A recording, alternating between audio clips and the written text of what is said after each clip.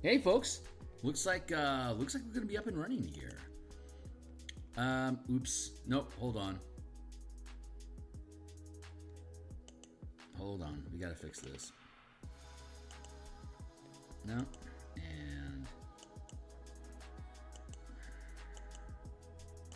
nope, and nope. I didn't realize my screen was wrong. Hold on real quick. I need to blip and blop. I need to fix my screen. Make this work proper. Let's get Photoshop up. Sometimes I just installed.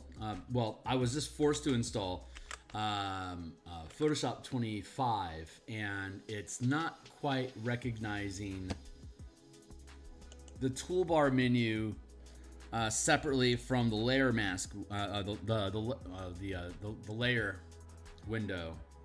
And let's see, it looks like that's all good there. So I want to get my tools back. So let's go down here to Windows, Tools. There we go. Okay. Yep. Okay, great. Now everything looks the way it's supposed to. Let's go to background, and we'll fix that in a second. Sorry for the distraction, guys. This is a horrible start. My channel. I'm just going to check my signal here real quick, make sure I'm coming through with this god-awful start of a stream. Yeah, it looks like, okay, cool. Looks like I'm okay there. And, oh, I need to open some Photoshop programs, don't I? Let's go to the cornfield curves and see how quickly this loads. God, that's fast. I gotta say, 2025 is making really good use of the resources on my computer. I like how quickly, bam, that opened fast. Holy shit. This is much more efficient than what the 2020 version was. So I'm actually really happy here. So my name is Phil Kearney. I create role-playing games, I illustrate them, I publish them online, and I am creating content for Dungeons & Dragons 5th edition. I publish on the DMs Guild. We're currently creating an adventure in the Eberron campaign setting called Crystals of Mabar. It's for 7th and 8th level characters. You're fighting necromancers, undead, and demons in the Carnwood of Carnath on the continent of Corvair. My name is Phil Kearney. I create role-playing games. I illustrate them. I publish them online, and I've been DMing since 1987. I've been a freelance illustrator since 1999, an Eberron enthusiast since 2004, and content creator for 5th edition Dungeons & Dragons on DMsGuild since 2018. So, but this is the first time I've created an adventure, or first time I've published an adventure, and the first time I've done anything for Eberron. So it's an Eberron adventure. So 2 birds, 1 stone. There we go. Fixing everything here. We're going to get to work here. I do the illustrating right now. So if you think today's fun, like, subscribe, hit the bell icon for notifications of when we are live in the future. We're at episode 483 right now. Here's the entire playlist. Here's a bunch of books I've created already. They have free previews. This adventure will have free previews as well. So if you think this stuff is cool, consider checking out some of those books. And if you want to see similar behavior in the future, consider making a purchase. So these are cornfield tiles. We got a cornfield maze because we have cornfields in the adventure in farmland with undead. So we're going to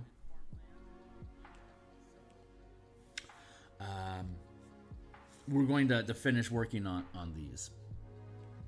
There's 1, there's 2, there's 3, there's 4. So 4 different sets. And let's put a lock on this one so I don't mess with that background anymore. And then let's dive in here. And we'll peel this one open. Cool.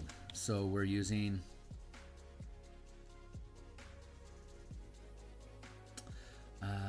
let's see, where are we at? Here, and then this is where we are. Zoom in. Hey Fox, how you doing, my guy? Zoom in. I am just right now I am simply picking at terrain here This is me filling in little gaps. I didn't want to be back here. I didn't want to be working on cornfield tiles more, but this is the last night was the third night that I was working on these. I'm like, I gotta get these things done, dude, because I got other things I want to do, and they kept bogging me down. So I decided this is the next thing since we finished our adventure map icons yesterday. This is like the cornfield maze page in the adventure is the next page to get resolved, and I thought I would have this finished by now so that I'd just be able to drop these in and we can move on to something new. But alas, it wasn't completed. So I'm like, well, it's the next page in the adventure for me to finish, and I know what I need to do. So let's just go ahead and build this thing out and make it right. And God's willing, if I can just brain dead push some pixels, and instead of, because I've been doing a lot of graphic design sort of work on stream here lately, where I'm I'm scooting pixels around and making sure things sit nice on the page that I'm working on. And I am not a fan of that design type of work. So I like the art.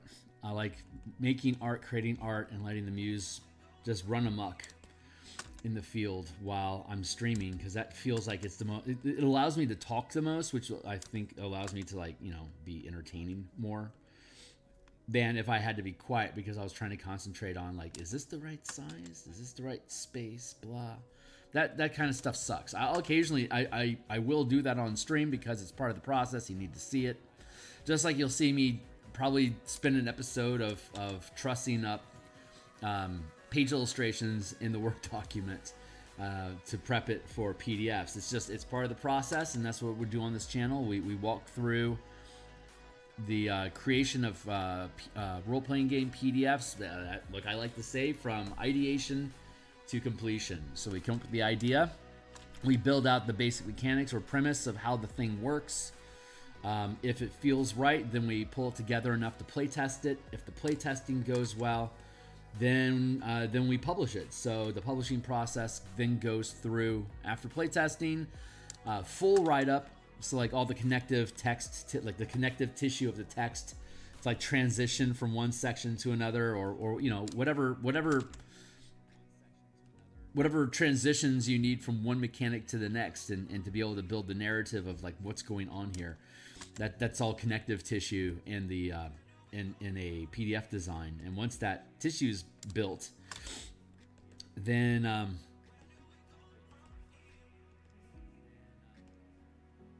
we get it edited, and when it comes back from the editor, we start doing page layouts. And when the page layouts are done, we start we do page illustrations. And once the pages are illustrated, it's done, and we publish it. And then we pick up another book, and we go through the same process. So we've got a number of books that are in the ideation and playtesting phase right now, and we're going to see a slew of this stuff dropping into production here hopefully here in the next few months, if everything goes right. The bashing campaigns, the martial powers, the rest of the Color Mana 2024 updates. I'm putting down a dark color here. I'm putting down a dark color, and then I'm putting a lighter color on top of it, and then I'm erasing it a little bit so it blends into the background. And I'm doing that. I don't need to completely cover like you can see here, this has this little footprint here, this little triangular footprint at the bottom of all of them. I don't need to completely cover it because, roots and stuff. I think leaving it partially visible is good texture and variety of image on the page. But I'm just filling in these along the edges of the walkways here, where the corn would be stamped down or cleared away. I want to have a little bit more indication of soil. So I don't need to have these completely covered. I just need to cover them up a little bit. So they have a grittiness to their texture. So this is actually, at this point, it's pretty fast work. I just didn't have enough time to finally get it all finished last night. So I decided, well, why don't I just jump on and do this for the day. This is going to be some light lifting. It'll be fun. I shift gears too quickly. This is Photoshop 2025 that we're using now, and I thought I was just doing a simple PS 2020 update, but alas, it decided to just go ahead and swap out the entire program to something new. And the way that I move through zooming, panning, and painting, I switch tools very quickly when I'm bouncing around a document, and Photoshop has not figured out how to keep up with my clips of movement. So we're figuring that out. Let's go over here. It sure is loading quickly, so I like that. Let's push this into its proper space. 2, 3. That's probably overshooting, so let's drop down here to the opposite corner to see if it's flush. Needs to push up 1 and then in 1. So that should be, yeah, that's good. That's good.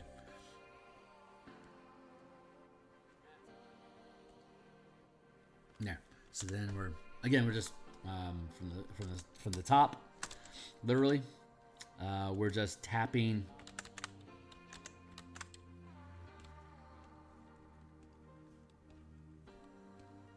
just covering the feeties, and not all of them, not in any kind of consistency. I want it to be organic, but this root tapping like this helps. I mean, each of these corn icons are it's just a brush, so they're all identical, and we dusted on coloring in different spaces to create a more chaotic pattern for it. Now adding this this color at the base to cover up the foot triangle is just an added layer of what's the word I'm looking for?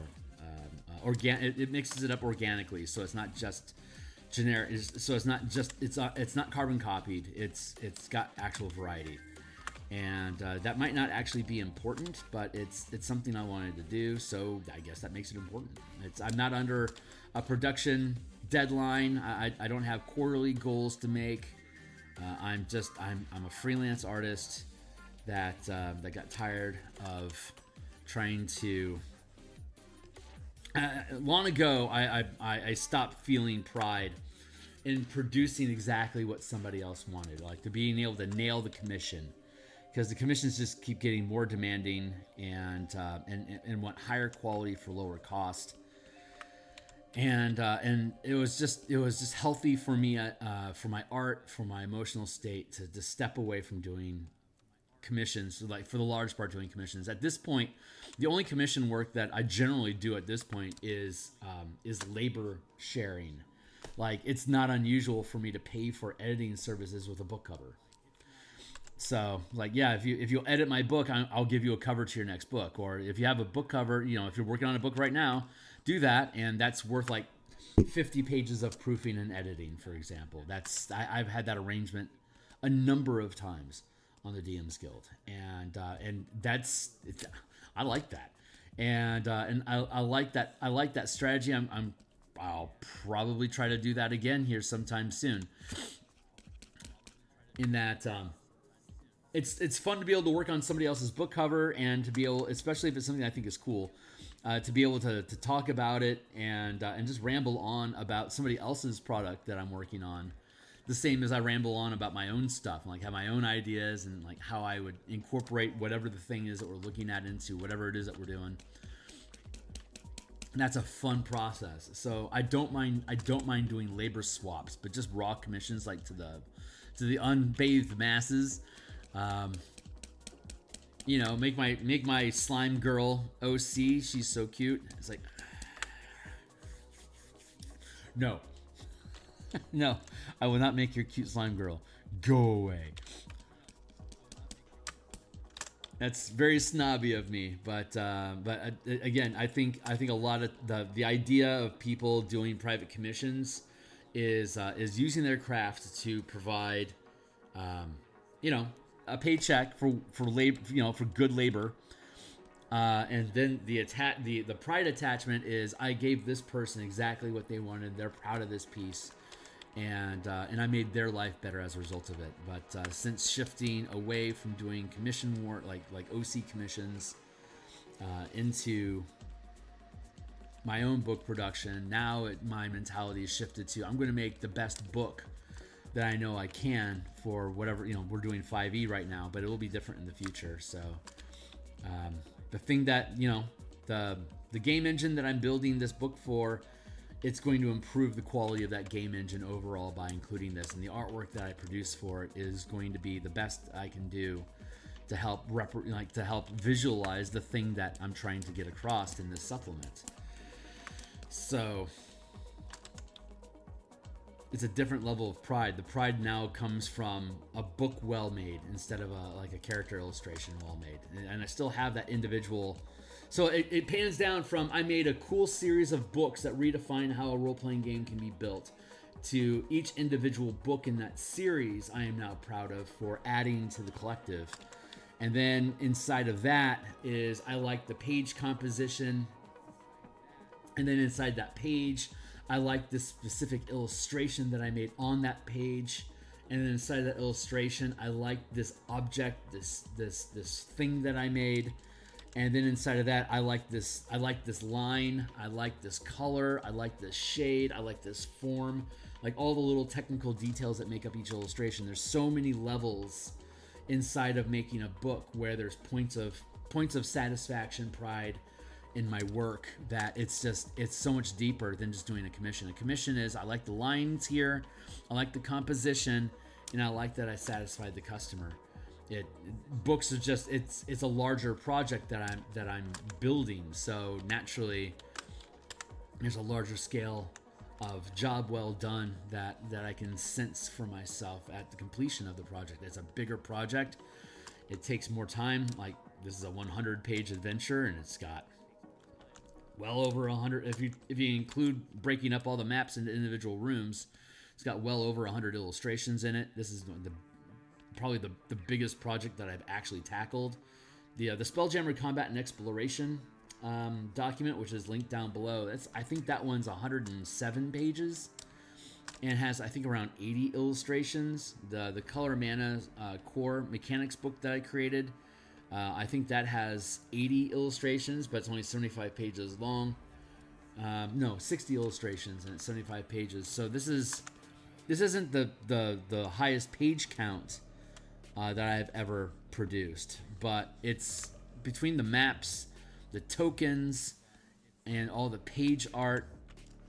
It's the most comprehensive and expansive project that I've created. So this is my biggest project that I've built, and so I keep ratcheting up the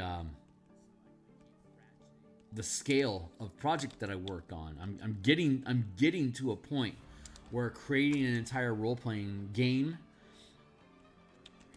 doesn't look that intimidating, which is great because eventually I plan to kickstart a role-playing game. So I'm not there yet. I need to build more of an audience and have more momentum to be able to pull that off. But I'm not in a hurry. I've got plenty of books I've got plenty of books in production. I honestly enjoy the 5e game engine to design for it and to play it, or rather, I enjoy playing it, but I adore DMing 5e, and I love making books for it. So I'm in no rush to be anywhere anytime soon. This is a side hustle. I've got a good day job that I very much appreciate. And so I can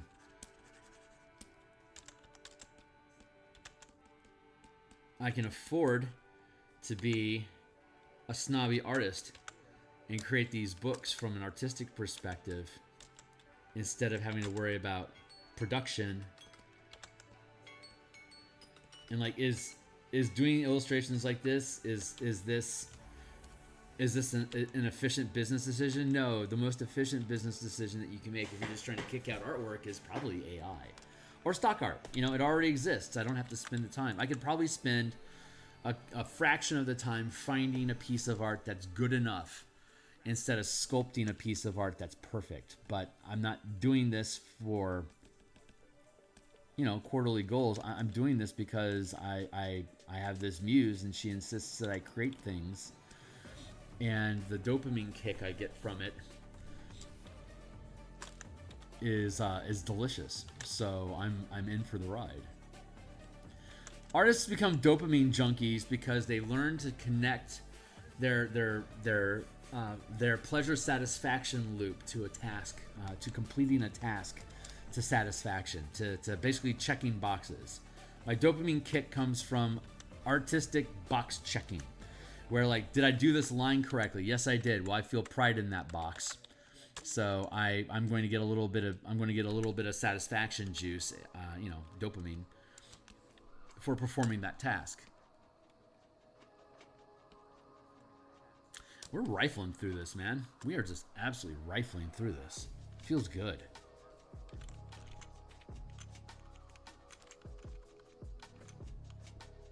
And that's the I think the problem. God, I talked about this a number of times, but I think it's worth continuing to talk about. Is the illusion of ease that I think a lot of young artists might have about the art process.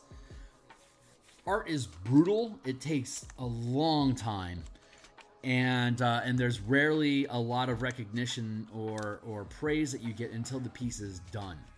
So until just recently, artists basically had to claw at their pixels or you know, canvas, in utter isolation with no impact or interaction with people, because painting is a very solo activity. And although when I grew up back in the days before the web, I would hang out with my friend Kyle. He was probably my closest high school friend, and we played D&D. He had a lot of brothers. We played D&D at his place each weekend because he had enough siblings to have an entire D&D party immediately, and Kyle was the oldest. So he was like, "Get your ass in here, we're gonna play D&D." You know, like, we're 16, and his 10-year-old brother is like, "Hey, come in here, let's play D&D." And he's like, "Okay." It's like, we need a fourth person, get in here.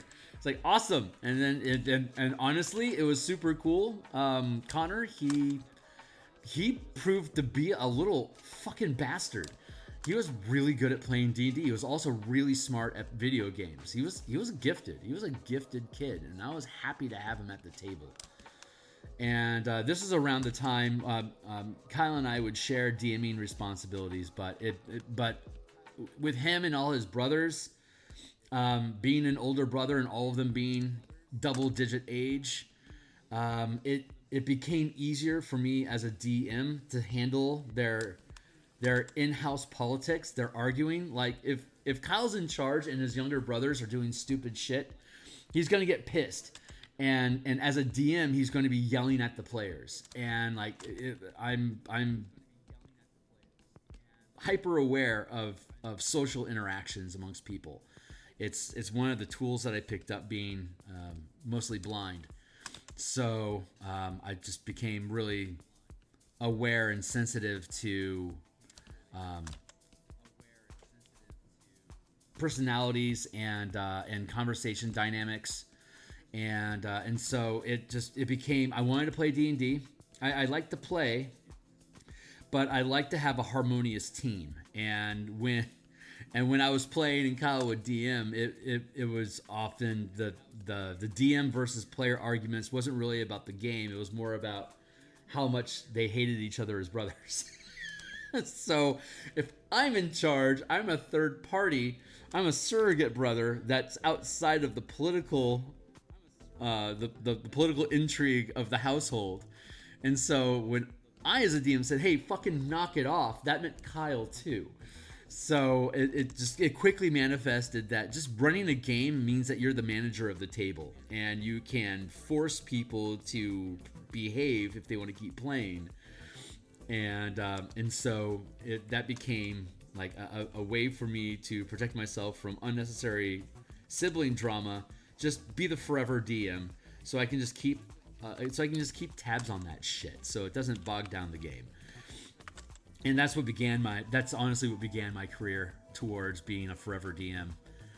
And although I don't mind playing, I get itchy after about 4 or 5 sessions. If I'm not actively running a game and I'm just playing, I get real itchy after about 4 or 5 sessions. It's like, God, I want to run a world. My character is boring the fuck out of me. I want to run a world. And then I would inevitably look for a point where it's like, can I transition into running the game? It just felt better that way for me. But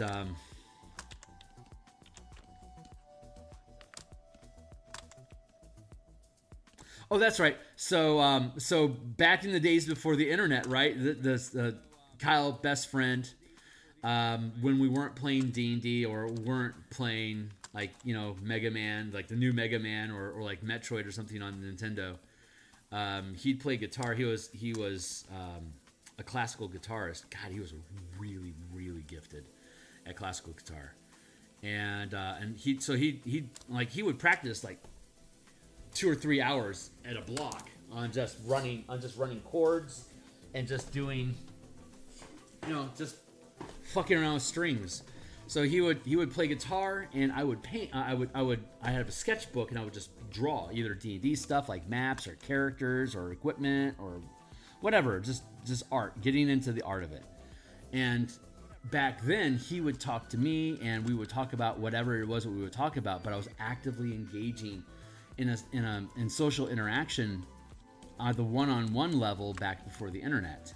And that was when I would spend time with him. And then later on in college, my college comrades, same thing. During downtime, I would pull out a sketchbook and just, because we played D&D in college as well, so I just do D&D stuff there. And it was an enjoyable. It was an interaction. I was deepening my relationship with people I cared about in my real world while I'm doing artwork. So that social connection was there. But then when I transitioned out of college into the real world, and where we become a little bit more isolated from each other, art became a more lonely task. And I think that's where most people are at in their own life. Probably a lot of artists these days, quote unquote, these days. But young artists, I know that there's a lot of challenges between just social grouping and having meaningful interaction with people in real-time space. And so art can be as a result of that, and I've experienced this, is if you don't have a circle of friends around you that you're able to do artwork like this among, art is a very, very lonely experience. Just like writing. Being a writer is a very lonely experience, because I can't have a conversation with you while I'm also having a conversation, like trying to type out a conversation, right? You'll see, like when I'm doing game design work, like when I get into the thick of writing mechanics, I'm not looking at the chat while I'm hammering out text onto a page. I have to switch one gear or another. But art like this allows me to hold that conversation and to have mental space while the pixels are doing what they're doing. And so, folding all the way back to the beginning, I think there's 2 problems with that artists these days are facing. Is we have a lot less social interaction just built into life at all levels, at all age levels, right? So people are just more isolated in general. So we're effectively more lonely as a result of it. And then secondarily, let's wrap up here. And secondarily, the way that society operates these days, is we expect faster gratification, and if you don't have a mechanism in place that rewards you for effort, then you're gonna get like what do they call it? Cheap dopamine, right? Like social media scrolling interactions like that, like very fast 250 character comments that don't add any real emotional depth to yourself as a person. And so there's this it's cheap and quick fix dopamine, but you don't generate it for yourself. There's no level of pride that's being produced for yourself. So these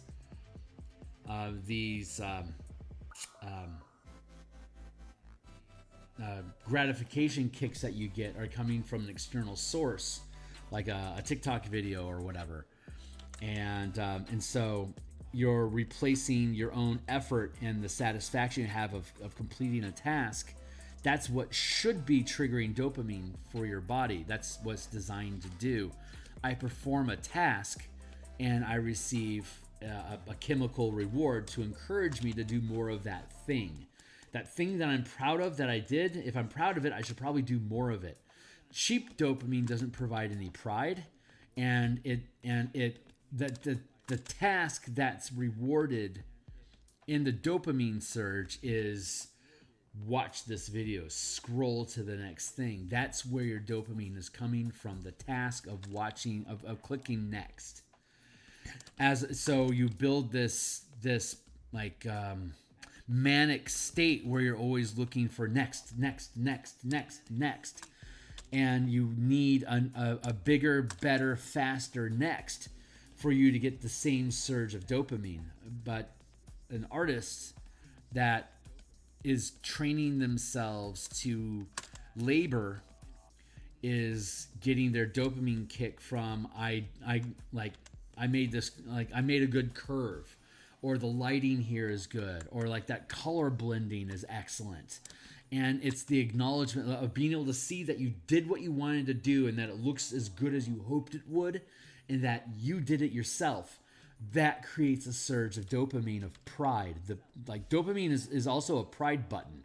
So if there's something that if you feel a sense of pride, if you're proud of something that you did, you get a dopamine kick. So when you set yourself small tasks that you can then praise yourself for achieving, you are setting yourself up to become dependent upon your own praise to receive a chemical reward for the task that you achieve. And this is something that isn't taught. You have to get pretty deep into red pill logic to be able to get to the point where we're talking about this type of a chemical, like this sort of a chemistry conversation. But this is how in the olden days, in the before times, this is literally how reality worked. We just didn't have to think about it. It's just what it is. But now that thing is missing from so many people, it's something that's like, what the fuck did we miss? And we have to recognize and realize what these dopamine things are, like where this surge is coming from, and where we're going to get it. So, hey, what's up? Hey, Fernando, have you looked at the new class in the UA? Yeah, I have. The Scion that got released this week. That's right. I am very much an enthusiast of all things 5e. And I'm very opinionated as well. So let me finish up this thought about art and dopamine and stuff. So again, the two things that are stacked against new artists in this real world order. There's three things actually. One is that everything that we're seeing is about completion. Like even if you're seeing like an established excellent artist that is having a conversation like this, most of the time the stuff that's going to be on the screen that you watch while they're talking about color theory or perspective or whatever it is that they're talking about in their art, most of the time when you're watching these things, they are having they'll show you making a piece of art, but it's sped up like 120 times. Seriously. Like there'll be like a 16-hour illustration boiled down into a 5-minute process where the pixels moving like the you know, like it's the cursor's just jumping all over the place. Go beep, beep, beep, beep, beep, beep, beep, beep, beep, beep, and you have no idea what the fuck they're doing. It's just kind of just over the course of their conversation, it just manifests from this blank screen into this awesome illustration, and it's moving so fast it's impossible for you to actually understand the techniques that they're talking about. They're not doing that. They're not doing that to teach you something. They're doing that to keep your eyes stimulated so you'll listen to what they say, so they get more log time on their video so they can monetize. But what they don't realize is that what they are teaching is a disconnection from how much effort it takes into completing the thing that you're looking at. After that 120 time 5-minute speed run of making that character art, or that, you know, that splash page or whatever it is that they're showing off, you didn't gain anything from it. Unless they're conversations specifically about, hey, watch how I do this illustration thing technique here, watch me in real time do it. It's like, what you're training them is to look up to these people but not understand how they're doing it, and to watch them burn through an awesome illustration without being able to actually acknowledge the time that it took to actually create it. Because at 120 times, 60 times, 20 times speed, you have no sense of proportion about how much effort goes into making that thing. So you start building a false narrative about, well, really good artists can get these things done quickly. It's like, no, they can just do it off screen and then speed it up while they're talking about whatever topic they want to make money off of. So there's that emotional, there's that, you have to really keep that logic in mind while you're watching other artists that are speeding up their productions. Like, this is not representative of what your experience is going to be at all. And I don't often hear that conversation come up amongst these artists that do these sped up illustration pieces, right? I'm not trying to throw shade. I'm just trying to say their intention is not aligning probably with what your intention is. If you're watching these tutorial streams about like how to do something or philosophy, chances are they're trying to improve their art skill, and they're not, the information that they're receiving in real time through the audio intake of the words that you're saying is not aligning with the experience that they're watching on screen of you fast forwarding a piece of art that you made mistakes, had to go back, belabored the color issues, had to fuck around with the leg anatomy a little bit, you know, all these little pains and flaws and fuck ups that you have to go through and correct at 120 times speed. You don't see it really. It's just a blur. You don't see the pixel pain process. And so that's working against you.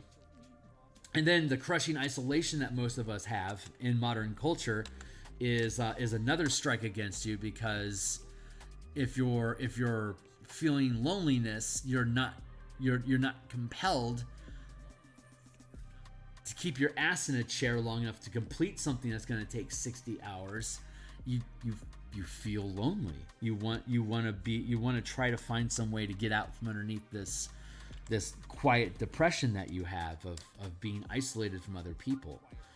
Again, being an artist is to be isolated.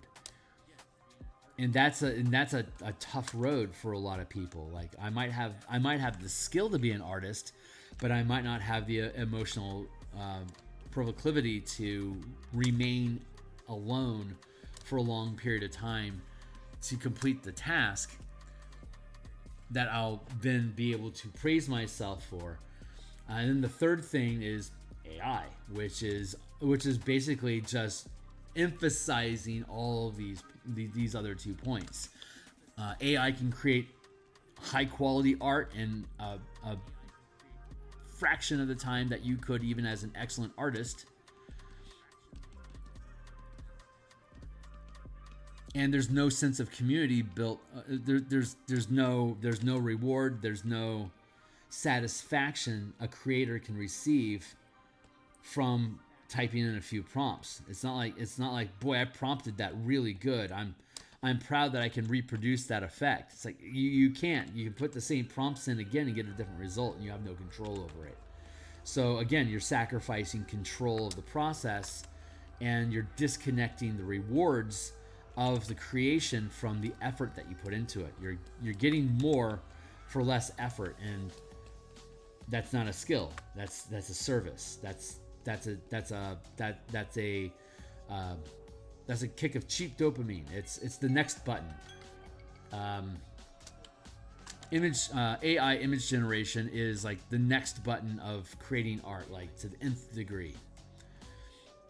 So that's my thoughts about that sort of stuff. So I don't remember. I can only go that far back. I don't remember. What was before that? Oh, it was because I'm still making fucking corn. It's because it takes forever. Like, look at this. All these even though I'm able to hold a conversation with you guys, I'm still only able to operate at this speed. I can't do more than this at a time. This is the best I can do. This is the fastest me as a human can produce. And that takes a shitload of time. And so new artists that are growing up in this environment that feel this compulsion to art don't have a lot of there's not a lot of societal support for you to do that. The tortured artist alone is a trope, because they are intentionally isolating themselves from other people to create something that people want to engage with later. And that's a tall order in a praise-starved society.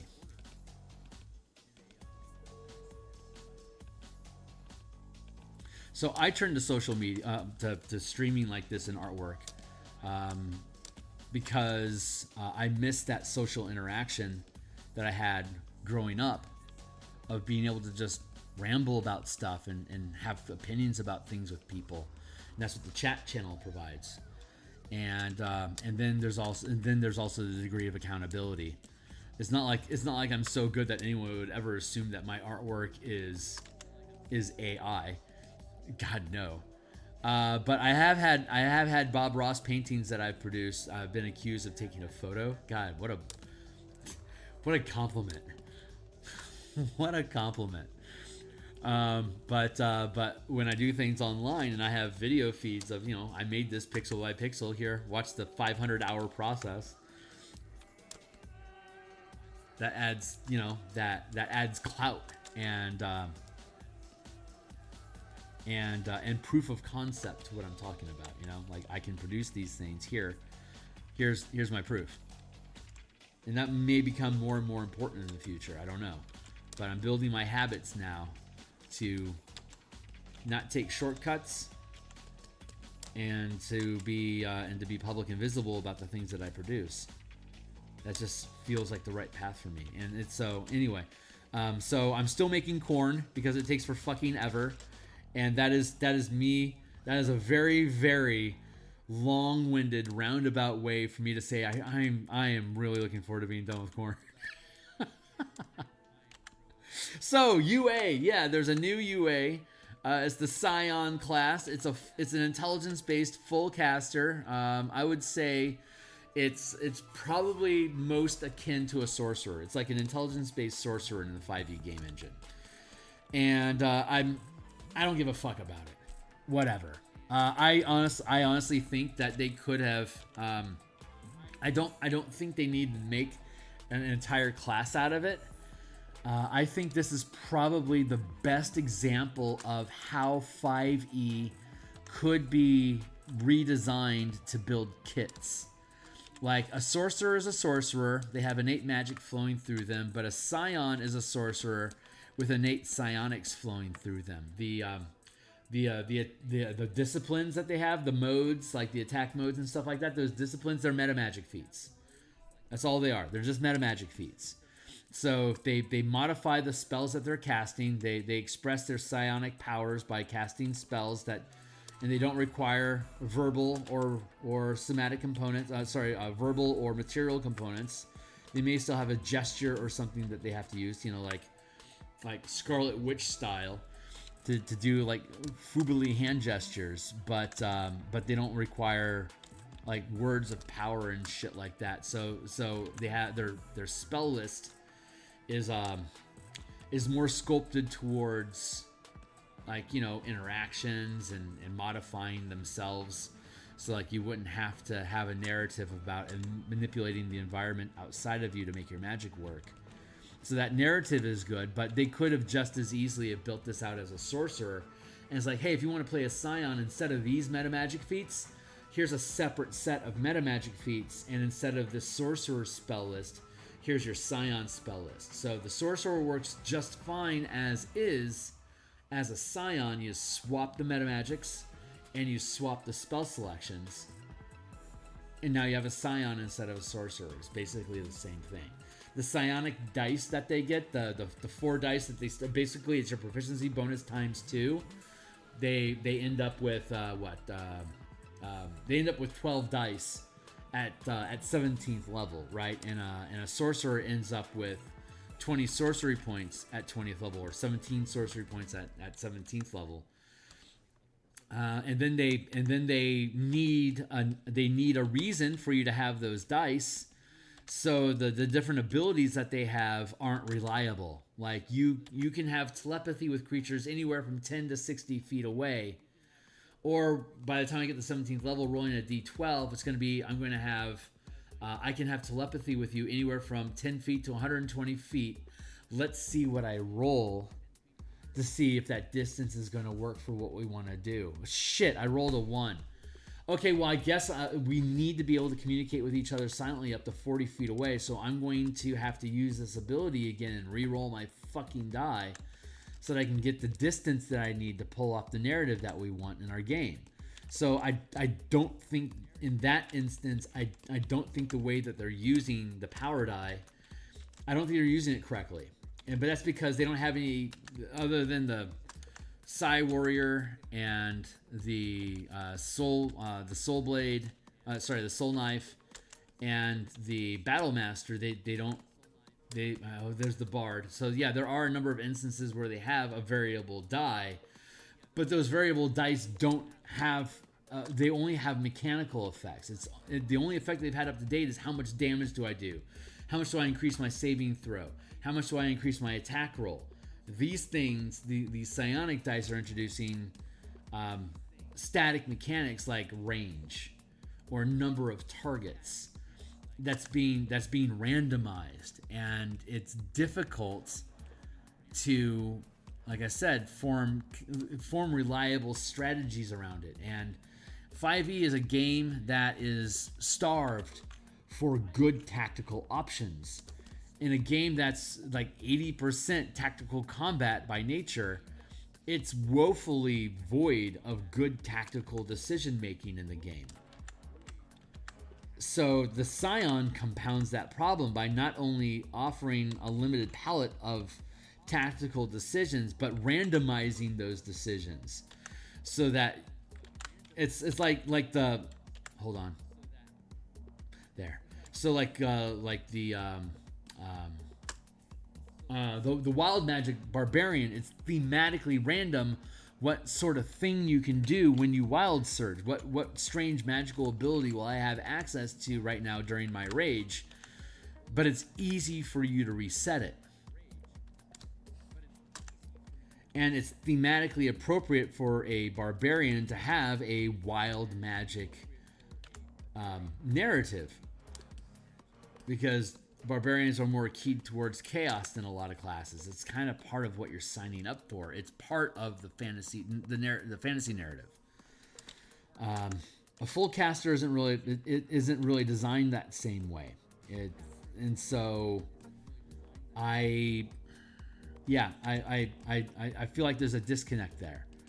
I applaud their effort to do so. I'm really interested in what are they planning. Probably not for this year, but what are they planning for next year that's going to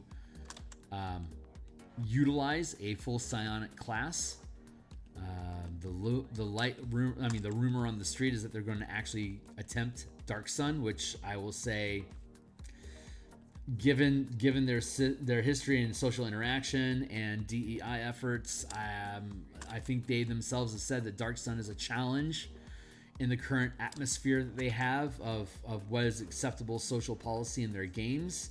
I think Dark Sun would be a risky endeavor, but if they want to try it, God bless them, because that just means that Dark Sun's going to be available on the DMs Guild for production, and I will happily exploit that because I am a Dark Sun junkie. I am a Dark Sun junkie, I am a Planescape junkie, I am a Spelljammer junkie. Those 3 campaign settings, that's where I spent probably the majority of my history as a gamer in the D&D. I mean, I've been playing D&D and running D&D for 38 years, and I would say probably 25 of them has been spent in one of those 3 settings. Fucking faves, man. Even though I'm an Eberron enthusiast, like Eberron is my core homeworld, I blend Spelljammer, I blend Planescape, and and in my own and in one of my Eberron campaign worlds, I literally took the Athos map and dropped it into the Eberron map. And it's like, great, now Dark Sun is now merged with Eberron. Deal with it, and the entire campaign was around dealing with Ephesians, the world of Athos, the tablelands plane shifting into the map of Eberron, and it's like, great, Uric is now located next to Aundair. Aundair is one of the breadbaskets of Corvair, and now you have all these Uric psionic warriors that have, they've never seen a lake before. They're freaking out. Socially, they're freaking out. It's like, we're taking this and we're taking it from you. And they're like ultramarines. Like Ephesian characters are like ultramarines compared to normal people. And so they go in and they just start brutalizing everything because, like, these resources are insane. We're going to kill everyone here and take them and start figuring out how to do something with them without really realizing where they were at and that the world has changed for them. That they can calm down a little bit and get rid of the aggression. So it was an interesting campaign.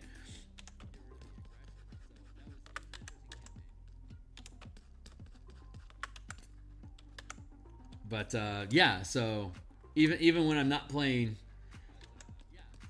Dark Sun or Planescape, Spelljammer, I still find a way to bring those things into my games because they're my favorites. So I'm interested to see what the psionic class is intended for. They aren't just producing it to produce it. They're going to build something with it to highlight its presence. Like, why is it here? And Dark Sun's the only thing that really makes sense, unless they're coming up with some sort of new, unique setting. But so I'm okay with it. I haven't studied it deep enough for me to tear it apart mechanically. I don't care to yet. It's not important because this is just their first draft. We're probably going to see another 2 versions of it over the next 3 months before we see like a finalized version of it. But from the scaffolding that I saw, it took about 5 minutes for me to figure out how to convert it into the color mana system.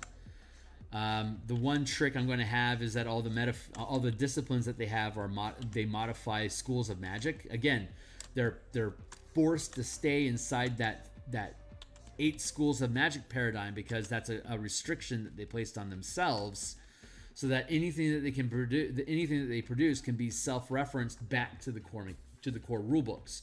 And the core rulebooks always use the 8 schools of magic. That's what the core rulebooks are. So everything that they build is going to have to revolve around those 8 schools because that's the mechanical language that you speak in 5e. 3e and 2e had a lot of variance in magic paradigms and ways to be able to present the classes, and 5e has intentionally avoided that philosophy because it's divisive. If you have, if you spend X millions of dollars making a bunch of Planescape books and no one wants to play your fucking Planescape, then that's a wasted millions of dollars. So they need to have things fold into itself so that you're never more. So it's like core rulebooks plus 1 is all you really need to run whatever it is that they're doing, and that's a good business decision. But it's not a cool design decision. Like, it'd be a lot cooler if you would build different mechanical systems like you guys used to. But I understand why they don't. So that's me clapping back, I guess, at the. I mean, these are decisions that they're making to have a sustainable model that's not going to go bankrupt. until they adopted that mentality in 5e, they were only kind of at best they were treading water with the profitability of D&D, and TSR just outright bankrupted themselves over it. So there's definite life lessons there for a business to learn, and I do not besmirch those decisions, but it's not inspiring. It's safe, and that's the whole point. These WotC makes safe decisions because they're now forced to make safe decisions because they're a subsidiary, not a private company. So they have to make safe decisions for the decision makers to be happy. Does that answer your question? I'm not excited about the Scion at all. I don't give a shit about it. It's whatever. I personally would have loved to have seen the Scion to be built in the same space that like the Monk and the Warlock are at, with that short rest. We have Barbarian, we have Rogue, and we have Fighter. We have 3 Marshals. We have 5 full casters. We have 3 half casters, the Artificer, the Paladin, and the Ranger. And then we have the Monk, and then we have the Warlock, which are short rest mana resourcers. I would like to have seen the Scion to be a short rest mana resource character to flesh out that triad, so that you could have like Warlock as a full caster arcane user, or spellcaster, the Monk, which is a mana resource martial character, and then the Scion could be like in a half caster, maybe like with invocations, like the UA Warlock, where they were a half caster and then they could spend invocations to get access to 6th, 7th, 8th, 9th level options. I think that the Scion would have actually have done really well in that space, because it was a unique mechanic that was familiar but unused, rejected by the community during the Warlock UA because it didn't feel like the Warlock. It wasn't different enough. But the Scion could have existed inside of that mechanical space. I think that would have been a really good use of unresolved mechanics that they had invested time in developing, but wasn't received well because it was the wrong narrative. I think Scion would have been good for that narrative, and it would have had a space where we could bridge the gap between the Monk and the Warlock to have like this more ability focused,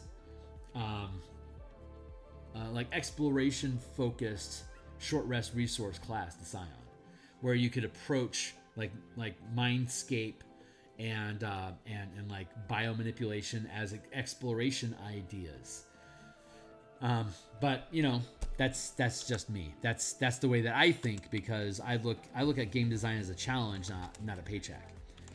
And that's not a flex per se. That's just the difference between somebody who isn't dependent on this to make my mortgage payment versus somebody who's got 800 employees. Is like, this book better be fucking good, otherwise Jimmy's gonna get laid off.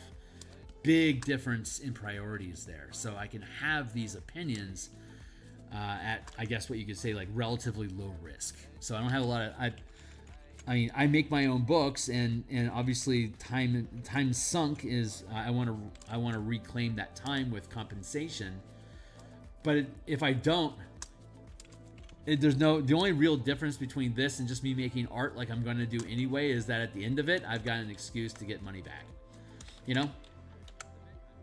Come on, buddy.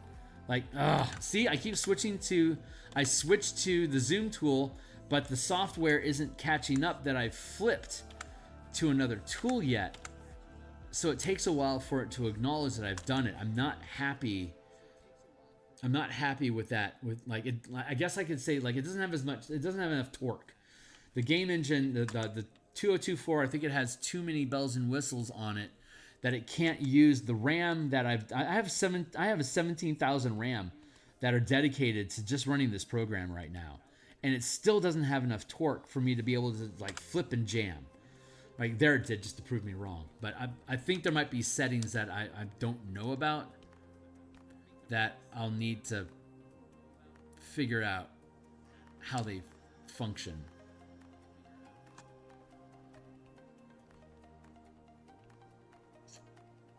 Don't mind me, I'm just word salading. Hey, what's up? I'm missing some text. They should have left Spelljammer alone. Dark Sun is not something the new writers should attempt. They will not keep the feel. Oh God, no! God, no! God, no! These kids, they can't do Dark Sun. They cannot. Allow me to put my boomer cap on for a moment. I'm 50, so I have my boomer. I have my AARP card en route. So I can say with boomer authority that I have no faith in the kids these days and them being able to produce a dystopian slave society as something that's fucking cool. Like my half giant doesn't need a goddamn sombrero, you know. So yeah, I have no confidence in Wizards of the Coast 25 to be able to. I will happily eat that hat. If they pull it off, I will eat that sombrero, and I will. You can clip this, and you can come back, and you can own me on this. If they fucking do it and nail it, God bless them. I hope that they can, but I don't think they can.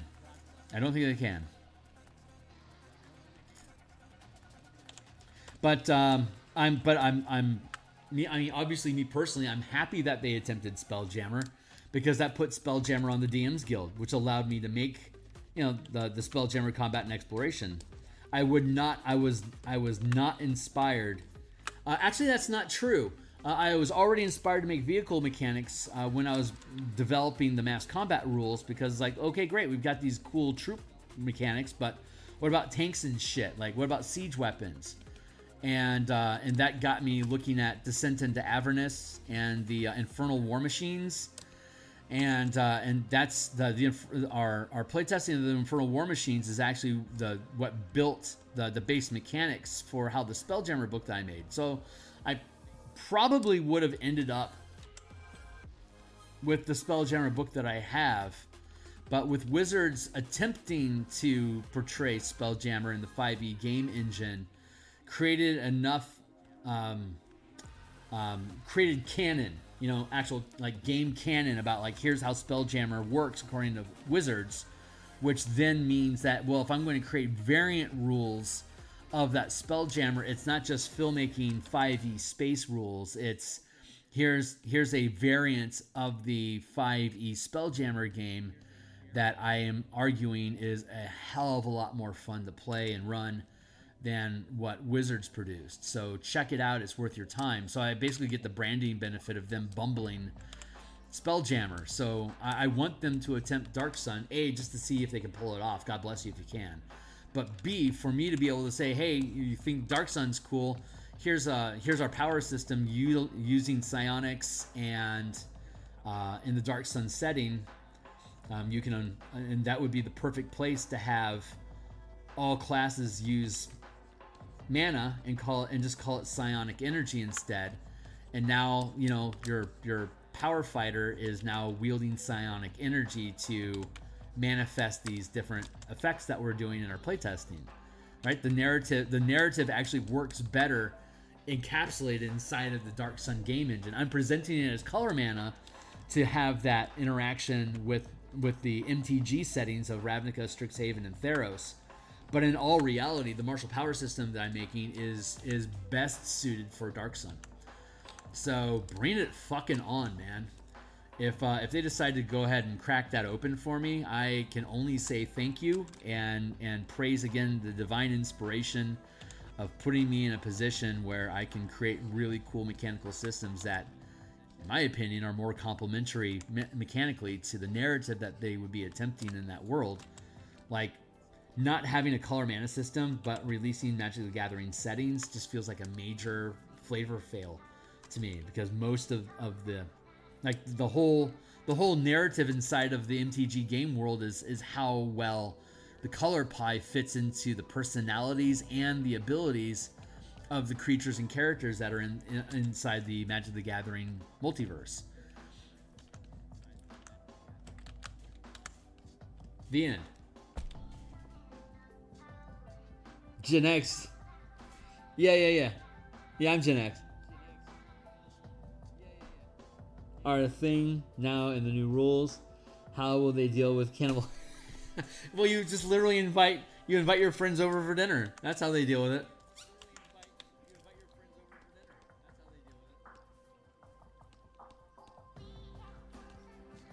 God, what's that rule? Reading the card explains the card. Halfling cannibals, you invite your friends over for dinner. Enough said.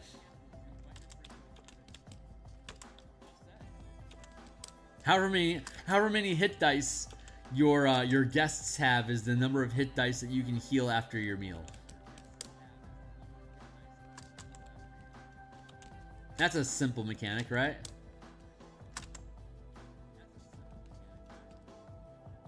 So yeah, this is their first blush on the Scion. I don't expect it to be their last one. If they had like an upcoming, like an impending psionic thing coming out, I would say this is marketing material, not actual playtesting. But I think there's enough ramp time between whatever they're going to use this for with whatever that is. I think there's actually enough time for us to have a few different iterations. I don't think though it's something they're going to abandon. I think they built it for intention, and that some form of it is going to come on, man. Some form of it is going to come through. We just don't know what it is and what form it's going to take. So hopefully there's another 2 iterations for us to basically see where they're going with this. But yeah, so I'm super meh. I don't give a shit about it yet. What I am excited about though is is having those like the feats, like the psionic feats, adding those feats to the list of feats that that you can prepare as a power channeler. So I will not be adding them to the playtest until we see what their final form ends up being. But that is legitimately so far the most exciting thing about it. That and converting the disciplines into metamagic feats, or metamagics for the sorcerer, to just fold the Scion into the sorcerer. That's probably what I'm going to end up doing, like I was saying already. Convert it to the mana system, give it the sorcerer scaffold. And then I do like that the Scion is creating a bridge between the full casters and my martial power dice system, because the Scion has power dice as well, and they use their power dice kind of like I do. They made it clunky, but that's just because they don't have a lot of experience with it. So.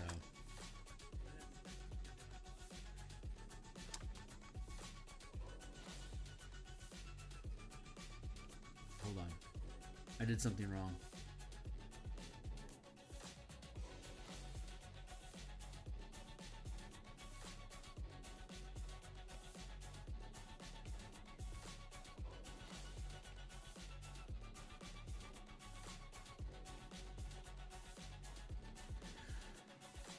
Give me a second here. There. Rogue element.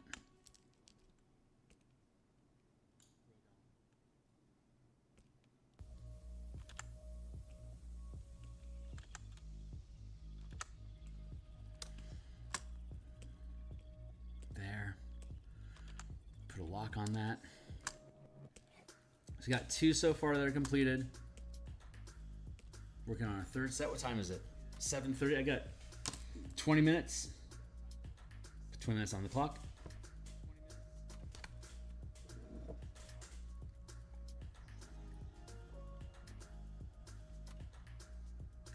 Coffee. Chase it with water. And get back to work.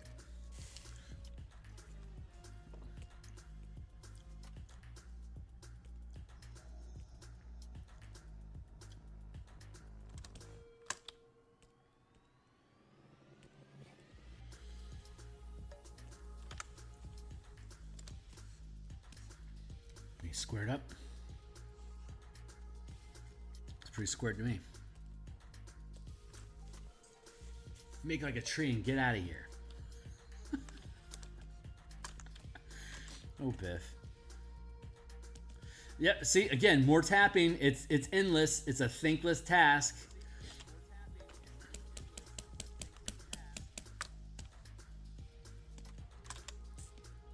My vision of a digital artist co-pilot would be like, hey Clippy, you see how I'm doing like this random tapping at the base of all these corn things with this color, and then I stack on this color on top of it, and then I erase it a little bit so it kind of exposes the roots again a little. Do that for all these things. Let me know when you're done. That's what I would want to use. That's how I would envision myself using AI.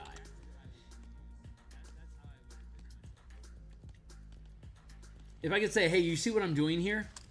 Yes. Do that for me for the rest of these things, okay? I'm gonna do something else. Okay. And then Clippy goes and does it. It's like, thanks, Clippy. It's like, this is how I do. Go do, like, it'd be like an intern. I would like to treat AI as an intern, not as slave labor, you know? Relegate it to mutt tasking and gophering. Like, go fetch me some images of fire. And I don't want to have to type a prompt in. I just want to be able to say, hey, fetch me up some pictures of campfires and give me and show me some color samples and where those are coming from.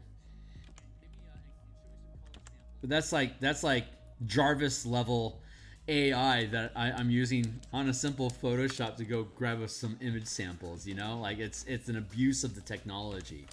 But that's what I would value in it. That I have like a literal virtual assistant, like Ghost in the Shell. You know, like the digital Tachikoma, that would dive with Katsuragi. She would always have like 2 or 3 AIs with her that were running subroutine programs, that were deflecting viruses, that were infecting different systems, creating backdoors. Like, this is all stuff that the Major can do manually herself, but she built AI companions that would do it the way that she does it, so that she knows it's being done right. So she trained them on how to do these things the way that she wants to. So when she says, get me a back door to this facility, they know exactly how they want to do it, how she wants to clean it, what kind of access points that she wants, and how long it can remain open for her to accomplish the goal.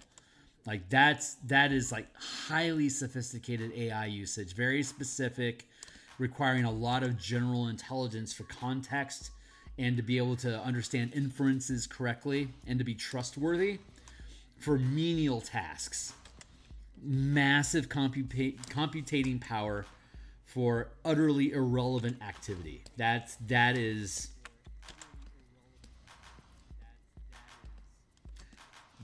what I'd like to see. Plus, Ghost in the Shell is just fucking cool.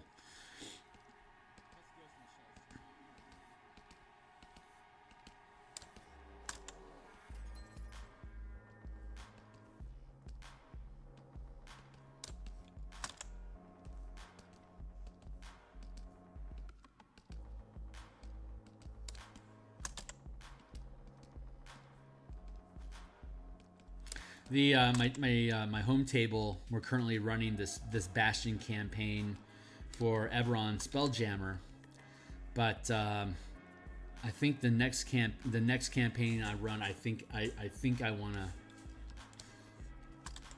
build out an OSR style cyberpunk campaign where net delving is a big part of the gameplay loop. I haven't fleshed it out yet, and I don't have to worry about it probably for another year, but it's on my mind.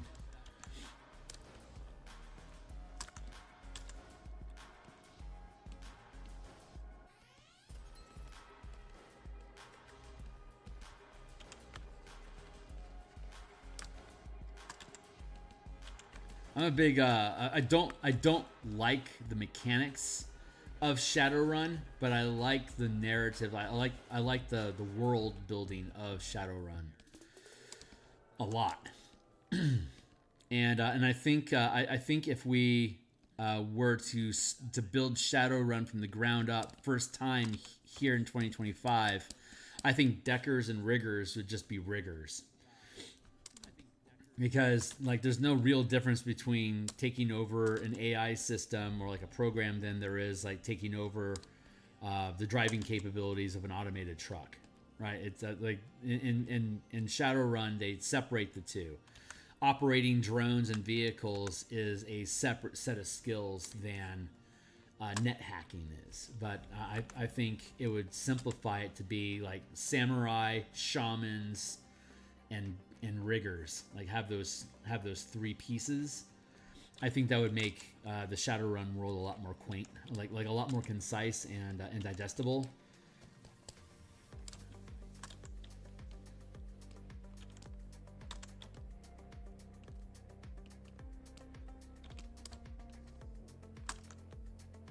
Anyway, personal philosophy.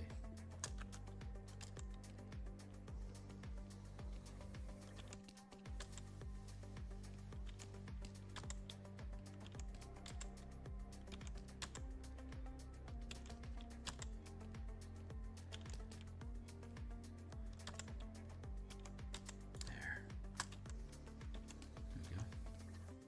Cool. That's good.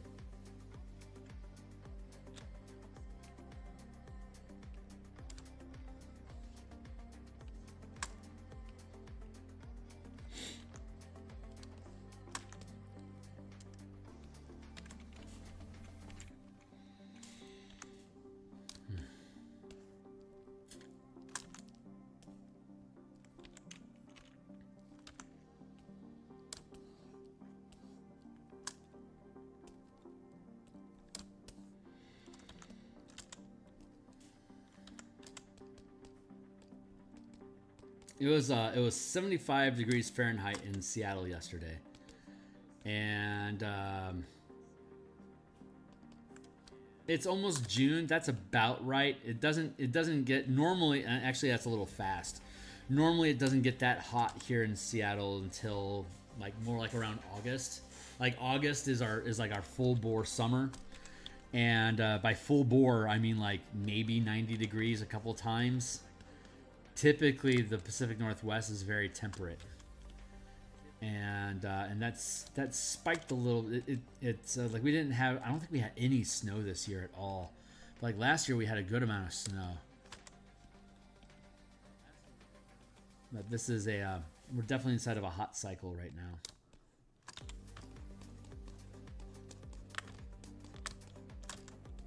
But I'm gonna have to crack open the air conditioner sometime soon. At this rate, I'll probably have the AC on this weekend. It's gonna be like 60 something. It'll probably be. I think it's gonna be like 62 today, which is far more bearable, and it's gonna be raining all day. So keeping the door and the windows open is gonna allow for a lot of low pressure floating through my apartment.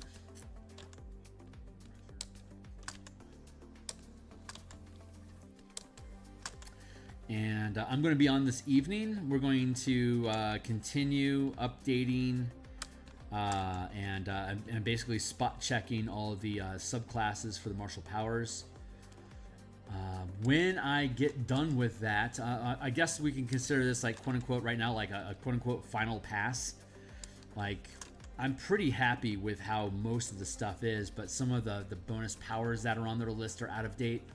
They need to be updated. So once I go through that updating process and making sure all the subclass options that we've translated for 5e24 for forsaken subclasses, once we have all that resolved, and I suspect that's probably going to take until I'll probably be doing that until end of June, and at that point,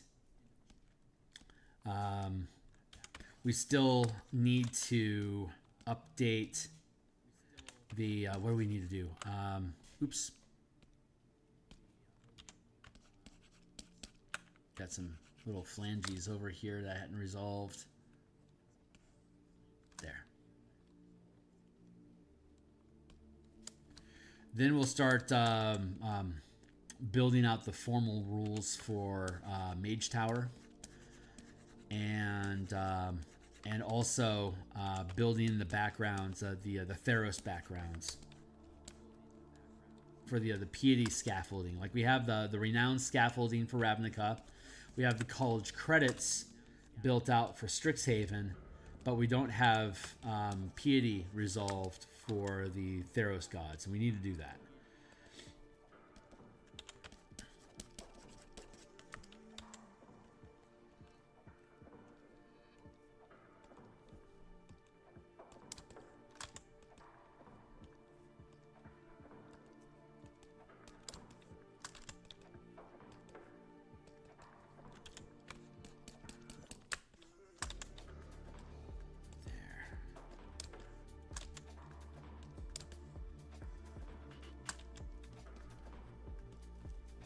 Let's dust these things on. It's kind of haphazard, like little spotty bits throughout here.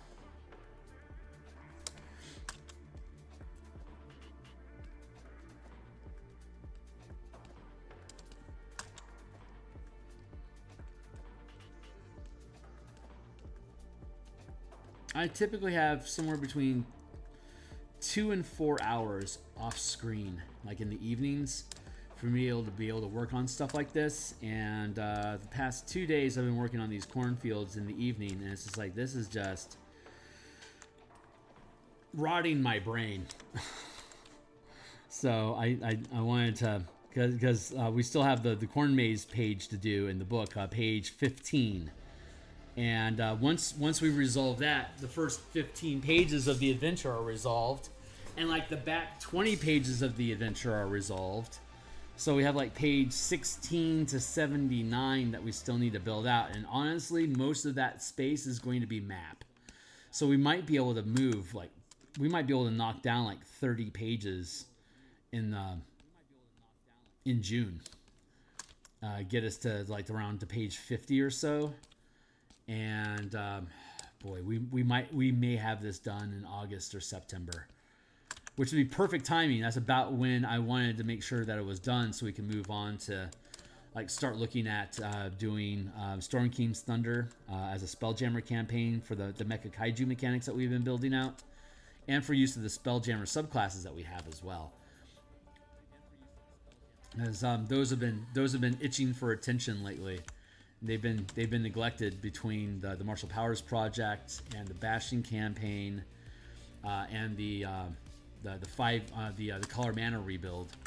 The Spelljammer stuff is starting to feel a little neglected, and it wants attention. I want to give it attention. It's one of my favorites. It's my darling.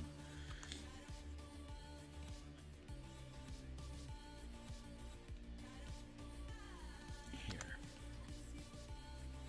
Ooh, yeah, you look pretty square already. Nice.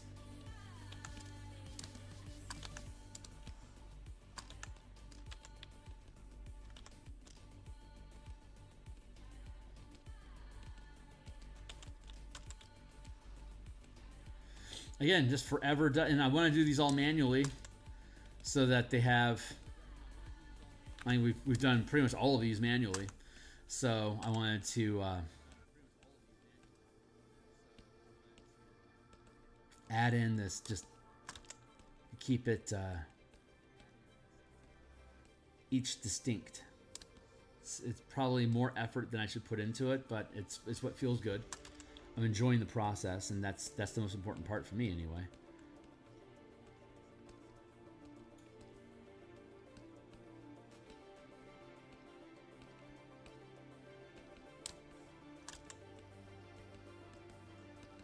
Sometimes I do things because I think they're going to be cool. Sometimes I do them because if I don't, it's going to be lame.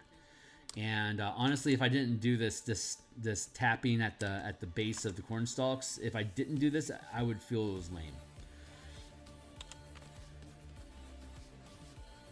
So the opposite of feeling pride is preventing regret.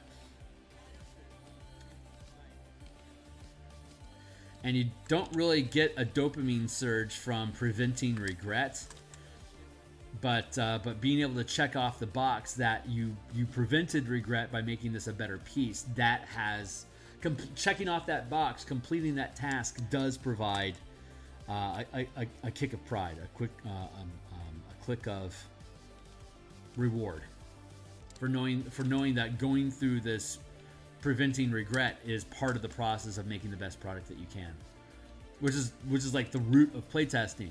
Like I could have said that martial powers is cool and move along, but there's a bunch of stuff that we found during the course of playtesting. It's like these all need to be tweaked and changed, and maybe this one's not a good idea, and we need to restrict how this other power works, and this interaction doesn't work properly. Like a lot of stuff that seems simple enough on paper can end up being troublesome. Like being able to generate efficient mana for strikes is too good. The dire impact sustained power ended up just being consistently too good. Like if everyone's picking dire impact, it's too fucking good.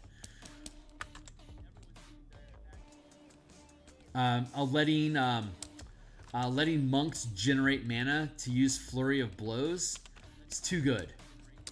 Yeah, that has to have a mana cost for what flurry of blows is, for as cheap as it is, for the net gain that you get. It can't just be something you can do for free.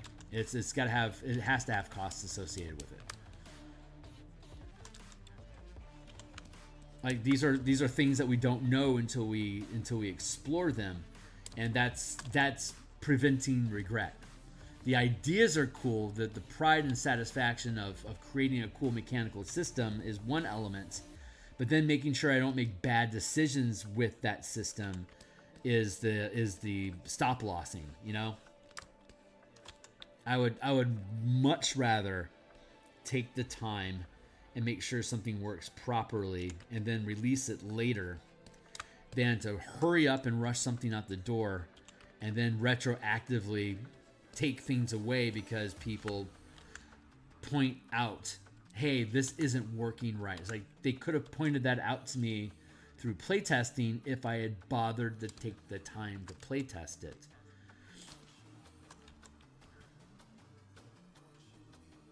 The end.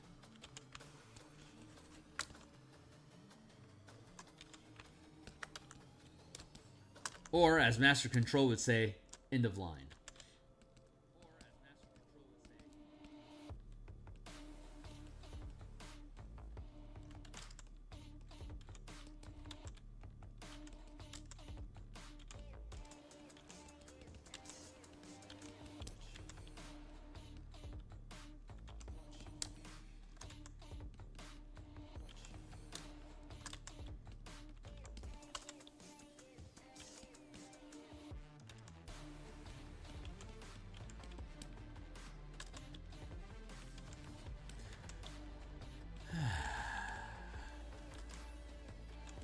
So yeah, we're going to continue working on barbarian subclasses tonight. We probably won't get done with them, but we might. There's the outside chance that I'll be efficient enough to get them done, and if we do, then we'll move on to fighter.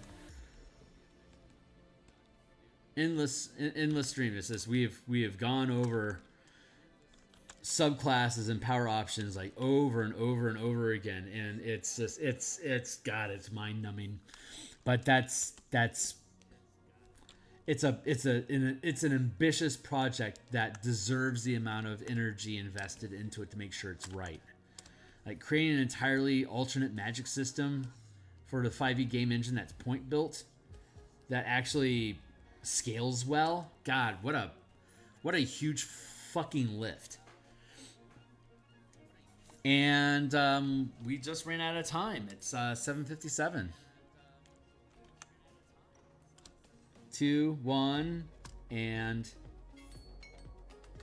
there we go. All right, so that's it for today, guys. I will finish this off screen. We'll come back tomorrow and continue with page counts. So this honestly, this is all I needed to be able to get over the hump. So this will be done for tomorrow. We'll move on to the next set of pages. We're going to be looking at new stuff in the Eberron adventure than what we've worked on before. So you guys will be seeing brand new stuff. I'm looking forward to whatever that ends up being. I'm looking forward to sharing it with you guys. We'll see what that ends up being. But yeah, things are clicking into place. I'm really excited. And so thanks a lot for hanging out with me, guys. I'll be back tonight. Should be like around 5:30 Seattle time. -8 UTC. So that's going to be probably about 9.5, maybe, yeah, probably about 9.5 or so hours. I'll be back on working martial power stuff. Yeah, like, subscribe, bell icon, check out my books down below. Be welcome to join my Discord community. Check out my social media feeds down below. All this is down below. Take the time to take a look at it. All my stuff has free previews, so all you gotta do is click a couple buttons. You can look at all my shit. And I'll see you guys tonight. Thanks a lot.